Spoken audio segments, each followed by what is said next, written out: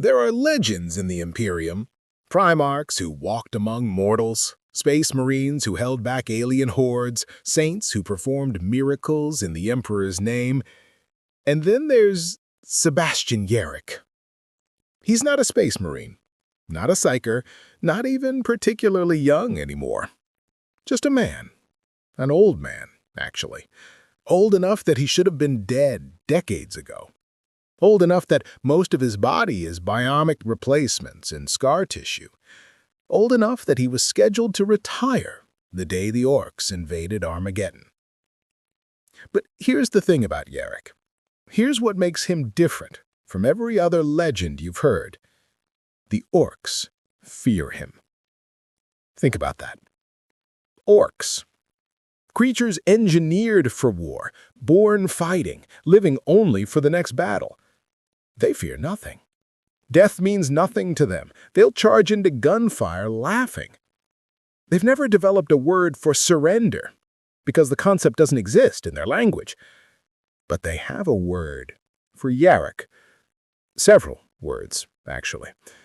And when Greenskins speak those words, they look over their shoulders. They check their weapons. Some refuse to fight if they hear he's on the battlefield. How does a human, one human, become the thing that monsters fear? Let me tell you. Yarrick wasn't born special. No one is, really. Not in the hive cities of the Imperium. Somewhere in the industrial hell of some forgotten world, a boy grew up hard. He learned that the Imperium runs on one currency, obedience. And he learned it better than most. He joined the Officio Prefectus young. Most commissars do.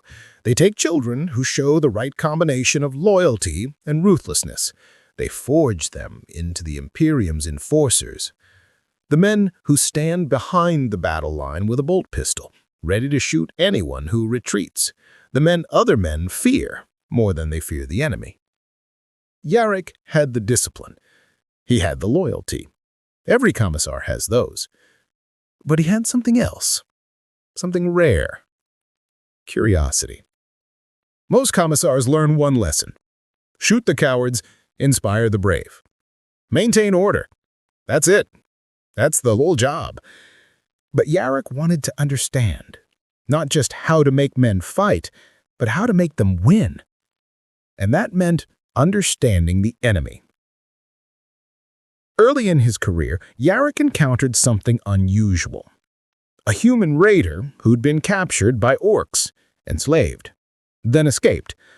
The man was traumatized, broken. Most officers would have debriefed him and moved on. Yarrick spent months with him.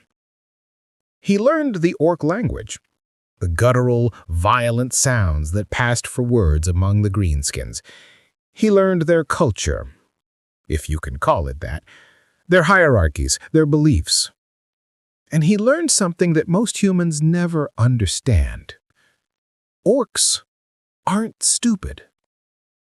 Oh, they're savage, they're brutal, but stupid? No.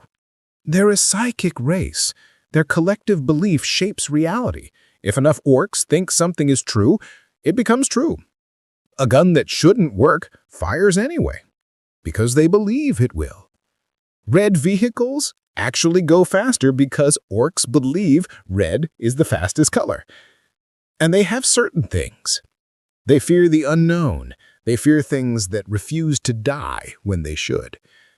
And they have this superstition, this deep-rooted belief. Some humans have the evil eye, a gaze that can kill. Yarrick filed this all away, stored it like ammunition. He didn't know when it would matter. He wouldn't have to wait long. Decades passed. Yarrick served with distinction, earned scars and commendations in equal measure. His hair turned gray. His joints started to ache. The Imperium had taken its toll, the way it takes its toll on everyone who serves long enough. He was done, ready to rest. His retirement was scheduled to begin on the 23rd day of the month. The Orks arrived on the 22nd. Ghazghkull, Mag, Uruk, Thraka. Even the name sounds like violence. He came out of the warp at the head of a space hulk the size of a moon. Behind him came the green tide. Millions of orcs, tens of millions, more than anyone had seen in centuries. This wasn't a raid. This was a wog, a holy war, an exodus, a migration of violence. Ghazghkull claimed the orc gods themselves had chosen him to lead the greatest fight in the galaxy, and he'd chosen Armageddon as his battlefield. Retirement could wait. Yarrick volunteered to stay in service before his commanding officer could even ask. They gave him Hades Hive, one of Armageddon's massive city fortresses, millions of civilians, tens of thousands of defenders, walls thick enough to withstand orbital bombardment. It wouldn't be enough. Hades Hive found itself alone. Supply lines cut, reinforcements stopped arriving. Other hives fell silent on the Vox, one by one. And outside the walls, the Orks gathered. Hundreds of thousands of them, maybe millions. They blocked out the horizon. Inside Hades, the officers started talking about surrender. Yarrick shot the first one who suggested it. Not as an example, not as a warning, just shot him. Dead, right there in the command center. Hades Hive, Yarrick said, holstering his bolt pistol, will not fall.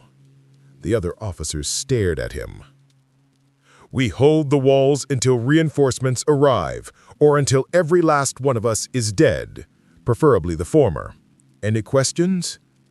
No one had questions. But here's what Yarrick understood, what the other officers didn't. Execution alone wouldn't save Hades. Fear of the Commissar might keep men at their posts, but it wouldn't give them the strength to hold, not against what was coming. They needed faith. They needed to believe victory was possible.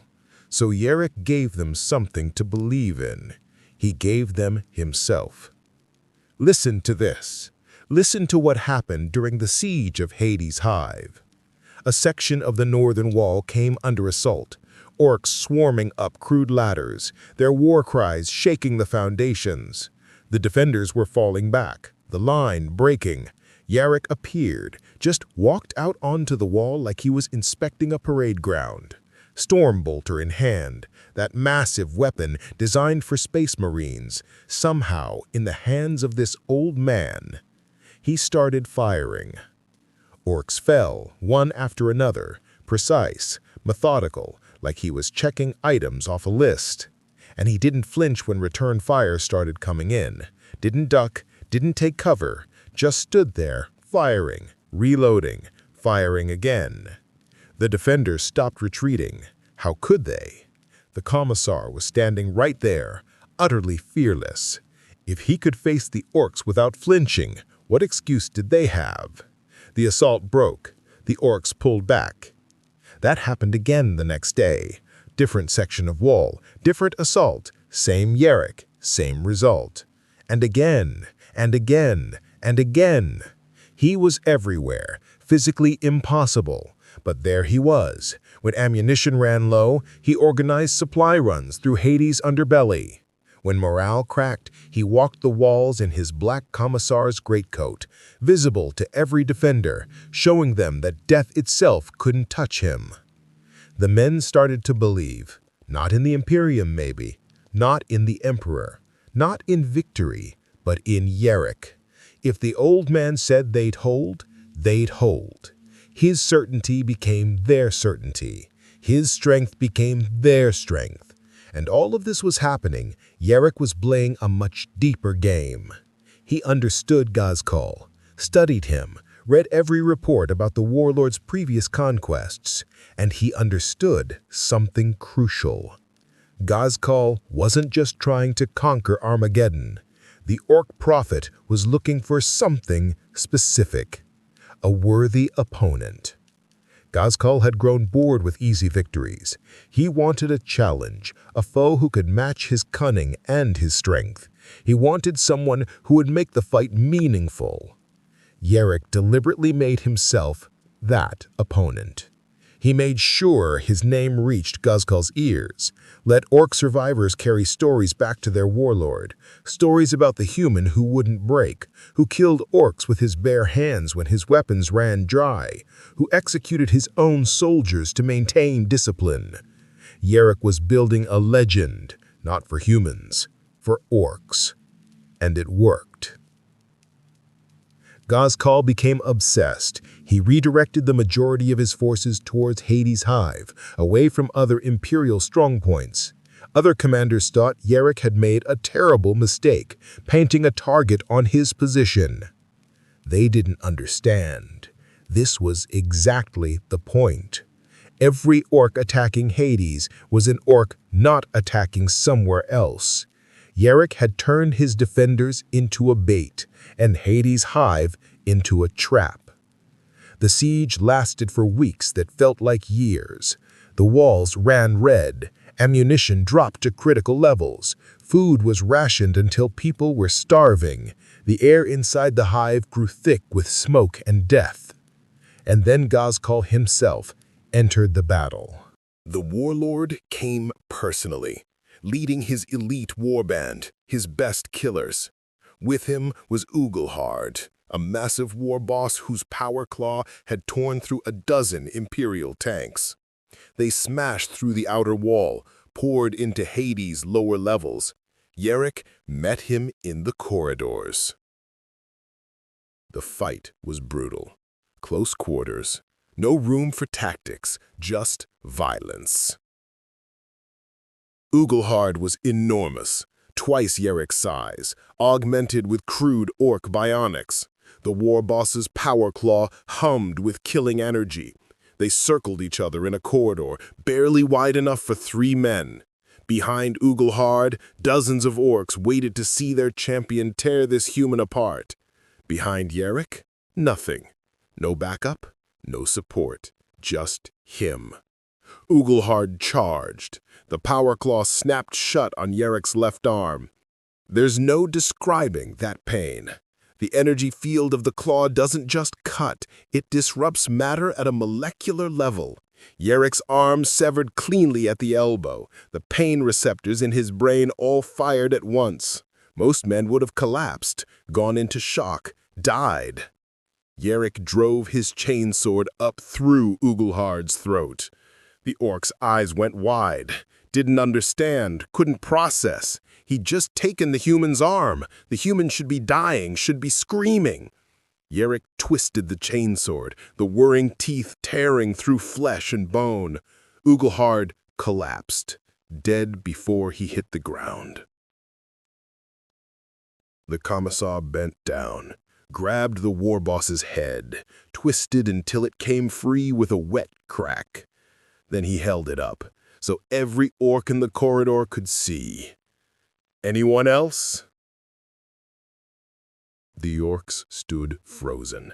This wasn't possible, wasn't right. Their champion had taken his arm, and the human had killed him anyway, killed him and took his head like a trophy. Yarrick turned and walked away. Just walked. Left a trail of blood behind him. One arm gone, carrying the orc's head, the Greenskins let him pass. Too shocked to fight. Too afraid to move. In the Medicae station, the chirurgians worked frantically to stop the bleeding. Yarrick stayed conscious the whole time. Watched them work, watched them seal the stump where his arm had been. "I want his claw," Yarrick said. The head chirurgian looked up. "Commissar, you've lost a lot of blood." "I want Ghazghkull's Power Klaw. Attach it." That's orc technology. It's designed for a creature 3 times your size. It shouldn't even be. Attach it. They protested, argued, said it was dangerous, possibly heretical. The Mechanicist representatives said the technology was incompatible with human physiology. Yarrick insisted. And here's why. This wasn't about practicality. This was about legend. He needed the Orks to see him wearing his fallen champion's weapon, needed them to believe he'd taken Ghazghkull's strength for his own. And because belief shapes reality in the world of Orks, remember that? If they believed the Power Klaw gave him superhuman strength, it would. The modifications were crude. The massive Power Klaw attached to Yarrick's stump, powered by a combination of Imperial technology and the weapon's own mysterious energy field. By every Imperial engineering standard, it shouldn't have worked. It never stopped working. Not once.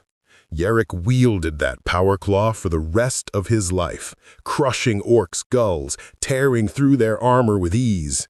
Not because of Imperial engineering. Because the Orks believed it would work. Their psychic field made it work. Yarrick had weaponized their own power against them. The siege continued, but word spread through the Ork armies about the human who'd killed Ghazghkull and taken his claw. The attacks became more cautious. Some Orks started avoiding Hades entirely. Then came the second transformation. A firefight on the northern wall, Orks pouring over the ramparts, Yarrick leading the counterattack, Power Klaw crushing Greenskin after Greenskin. A stray round caught him in the face, destroyed his left eye. He killed the Ork who fired it, then walked to the Medicaid station.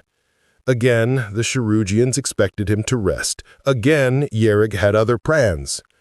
I want a bionic eye, one with a laser. Commissar, we need to treat the wound. Then treat it, and while you're treating it, install a laser weapon. The tech priests were horrified. A weapon implanted directly into a human body, powered by the same systems that kept him alive, heretical, dangerous, unprecedented. They installed it anyway. The Bale Eye, they called it, a sophisticated laser built into his eye socket, capable of burning through Ork flesh and light armor. But the genius wasn't in the weapon itself. It was how Yarrick used it. He'd stare at an Ork. The laser would fire, the Ork would die, burned from the inside. To the Greenskins, it looked like he was killing them with his gaze alone. The legend exploded. The Orks started whispering that Yarrick had the evil eye, that he could kill you just by looking at you. Some started fighting with one eye closed, terrified of meeting his gaze. Others refused to fight him at all. Yarrick had turned their superstition into a weapon. Their belief made them weaker, made them afraid, made them vulnerable. The Siege of Hades Hive broke after 57 days. The Blood Angels arrived in the Armageddon system, led by Commander Dante.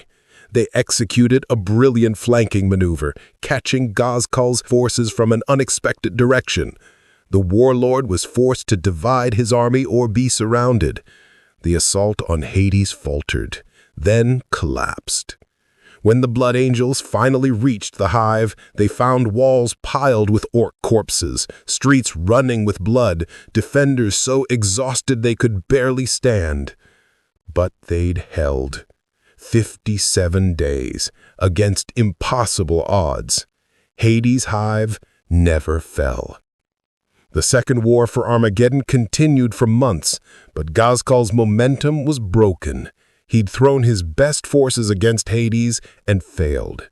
Other strong points held, inspired by Yarrick's example.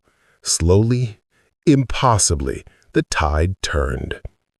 In a final confrontation, Imperial forces cornered Ghazghkull's fleet in orbit. The Warlord could have fought to the death, could have gone down in a blaze of glory. He retreated instead, fled into the warp, abandoning his forces. Victory. Armageddon, was saved. But Yarrick knew the truth. Ghazghkull hadn't fled in fear. The Warlord had found what he was looking for, a worthy opponent. This wasn't defeat. This was a promise. He'd be back. Yarrick became a hero. Medals, commendations, his name spoken alongside the greatest defenders in Imperial history. Parades were held in his honor. Children were named after him. He took no comfort in any of it, because he knew Ghazghkull would return. The Warlord was driven by visions, by belief. Yarrick had become part of that vision, the perfect enemy. So Yarrick retired. But he didn't rest. Listen to what he did during those 57 years, because this part matters. He studied reports from across the galaxy, every Ork movement, every raid, every Wa, searching for patterns, for signs, for any indication of where Ghazghkull had gone. He trained younger commissars, dozens of them, hundreds eventually, teaching them everything he'd learned. How to read Ork psychology, how to turn their beliefs against them, how to build a legend that Orks would fear. He wrote tactical manuals, detailed analyses of Ork behavior, combat doctrine, strategic thinking. They became required reading for any Imperial officer expecting to face Greenskin forces. And he prepared his body. The aging process is cruel. More cruel when you've spent 50 years fighting. Parts failed, he replaced them. Lost an organ to old wounds, had it augmented. His hearing started to go, bionic years. His heart weakened, they reinforced it with machinery. Year by year, he became less human, more machine. His flesh gave way to steel. His blood was supplemented with synthetic compounds. By the time 50 years had passed, Yarrick was as much bionic as man. But his mind remained sharp, focused, waiting. He never stopped watching, never stopped preparing, because he knew Ghazghkull would come back. 57 years after the Second War for Armageddon, his vigil was rewarded. The year was 998 M41. Yarrick was ancient now, should have been dead decades ago, but he was still there, still waiting, still watching. And then the Vox channels erupted. Ork fleets detected in the outer system, massive concentrations, bigger than before, much bigger. Ghazghkull had returned. The Third War for Armageddon began with orbital bombardment that turned continents into firestorms. The Orks landed in numbers that defied belief, a green tide that seemed infinite, and at their head was Ghazghkull Mag Uruk Thraka, larger than before, more powerful, augmented with new bionics, wielding weapons that could crack open Space Marine armor. Yarrick came out of retirement immediately. They tried to stop him. Told him he'd served enough, told him he was too old, too fragile, that his body was held together by bionics and stubbornness.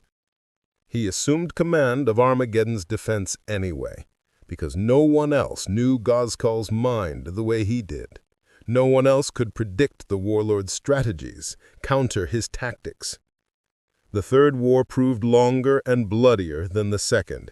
This wasn't a siege. This was a grinding war of attrition, consuming entire hive cities. Neither side could gain decisive advantage. The fighting went on, and on, and on. Yarrick was everywhere at once, moving from front to front, shoring up defenses, launching counterattacks. His presence became a strategic asset. His arrival at a threatened sector would stiffen resistance.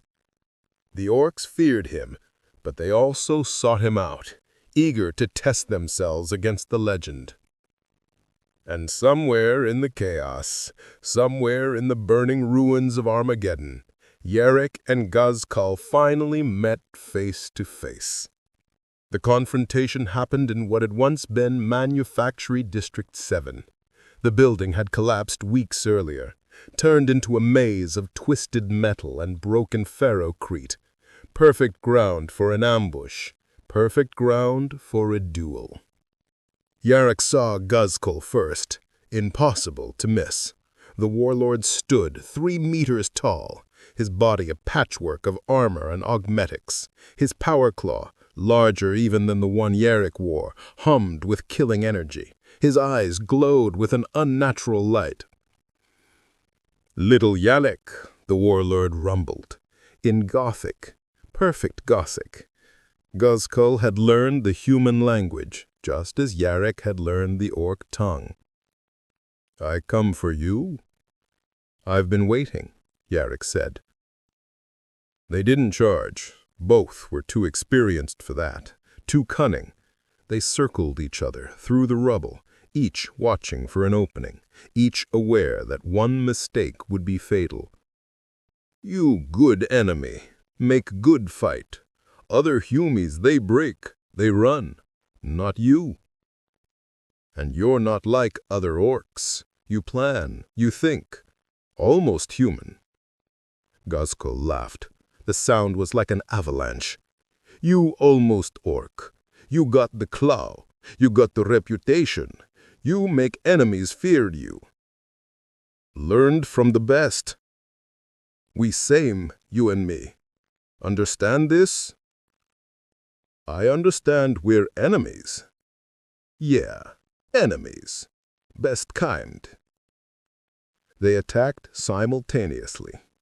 The Power Claws met with a sound like thunder. Yarrick's claw, stolen from Ghazghkull 57 years ago, clashed against Ghazghkull's custom-built monstrosity.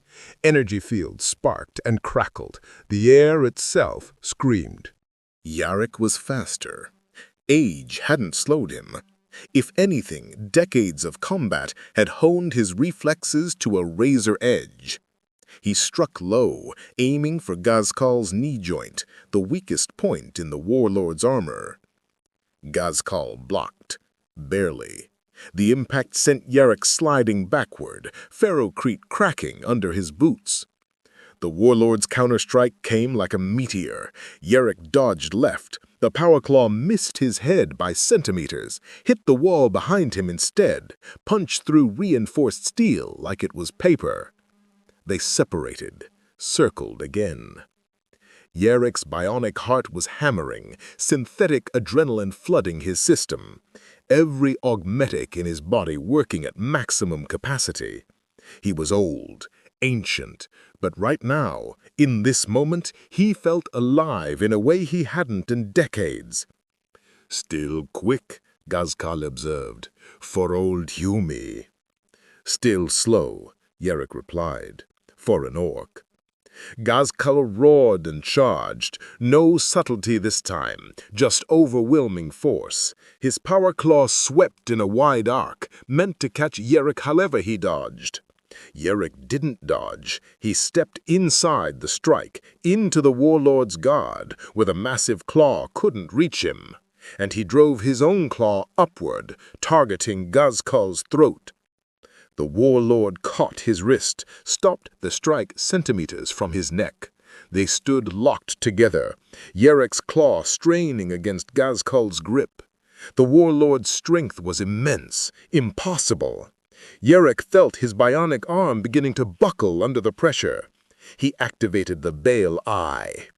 The laser burned across Ghazghkull's face, searing flesh. The warlord roared, released his grip, stumbled backward. Yarrick pressed the attack. His claw hammered into Ghazghkull's armor, once, twice, 3 times, each blow leaving deep gouges in the Orc technology. But Ghazghkull was recovering, shaking off the pain. And when his counterstrike came, it was devastating. His Power Klaw caught Yarrick in the chest, lifted him off his feet, slammed him into the wall. Yarrick felt ribs crack, real ribs, the few he had left. Pain exploded through his torso. His vision went red at the edges. He could have died there, should have died there, pinned against the wall, the warlord's claw at his throat. But Ghazghkull didn't finish it. He held Yarrick there, staring into the Commissar's eyes, the glowing red bionic eye. And something passed between them in that moment. Understanding, recognition. "Next time," Ghazghkull said, "I'll kill you for real." He dropped Yarrick, stepped back. Yarrick slid down the wall, coughing, blood on his lips, real blood, but he was alive. Somehow, impossibly, alive. "If there is a next time," Yarrick managed, "I'll be ready." The Warlord laughed. "Always ready, that's why, you good enemy." He turned and walked away, just left, didn't press his advantage, didn't finish the fight. And Yarrick let him go, because both of them understood something in that moment. They needed each other. The Third War for Armageddon continues to this day, a grinding conflict, transforming the planet into a permanent war zone. Cities rebuild only to be destroyed again. Millions die every year.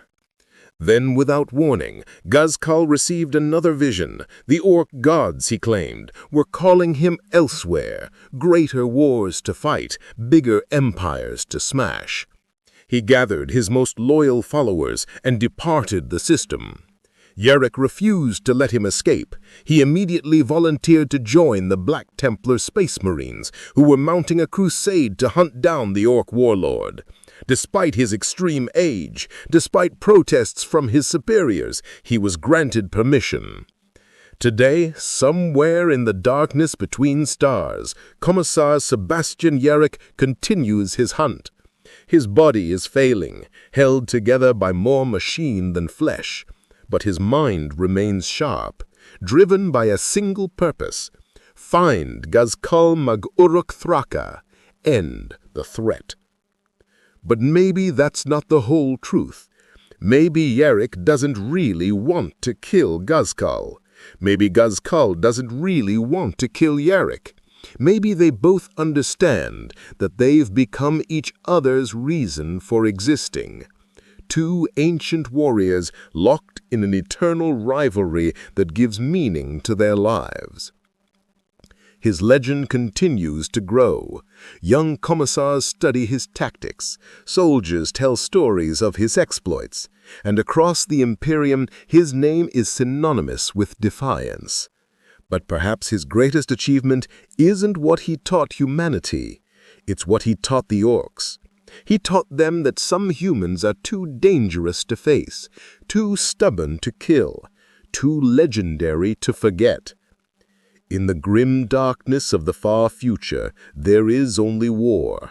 And in that war, one man learned to weaponize fear itself, to make even the savage Orks believe that some humans cannot be defeated.